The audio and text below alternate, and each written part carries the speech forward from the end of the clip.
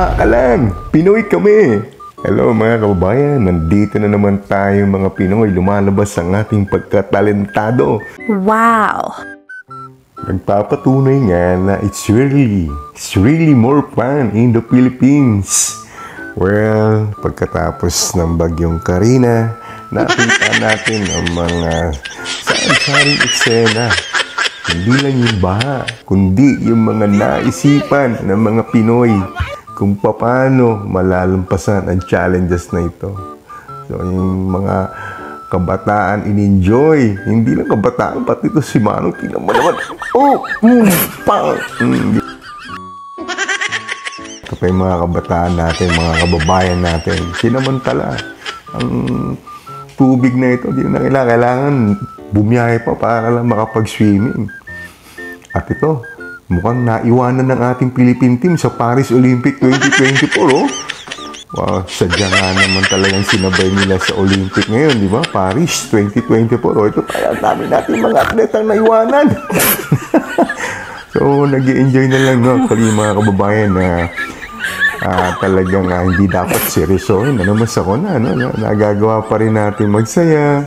Well, kasabihan nga, we only live once. Kaya habang nabubuhay, mag-enjoy, di ba? So, here comes another scuba diver natin. Nag-snorkel sa baha. So, di ba? Mag-enjoy ka na lang kahit na servisyo ang dulot ng bagyong Karina.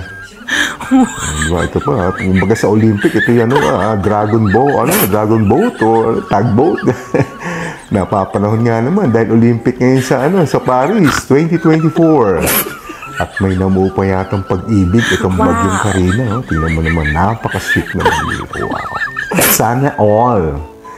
Oh, ito, di ba? Oh, makikita natin yung pagkatalentado ng mga Pinoy, yung mapamaraan, nagagawa ng paraan. Oh, to. Si Kuya, sarap ng peso sa ibabaw ng tricycle. At itong dalawa natin kababayan, oh. Diba? Napaka-ingenuity, diba? Resilience. Bravo. At, si kabayan, nagamit din pagkatagal-tagal paano ng kanyang jet ski. Oh, hindi niya kailangan magbayad pa ng renta sa Manila Bay. Nagamit yung kanilang jet ski. Saan kaya punta rito? Baka makita kayo ng Chinese Coast Guard dyan. At ito naman si Kuya, sinamantala pag-dito may Red Horse. Si ate, napagkatuwaan ng mga barkada. O, di ba? Kahit na ba, nagsasaya pa rin ang ating mga kababayan.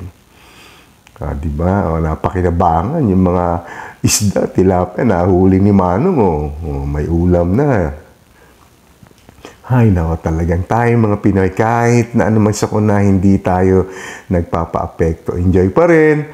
Ito, actually, ito sa Quezon Boulevard to, underpass to, sa Recto, yan, di ba? Ang lalim, ginawa yung swimming pool na. Well, mag-ingat pa rin palagi. Tama ito. We only live once. Dito lang muna mga kababayan. Please subscribe. Favor lang. Thank you. God bless. Bye-bye.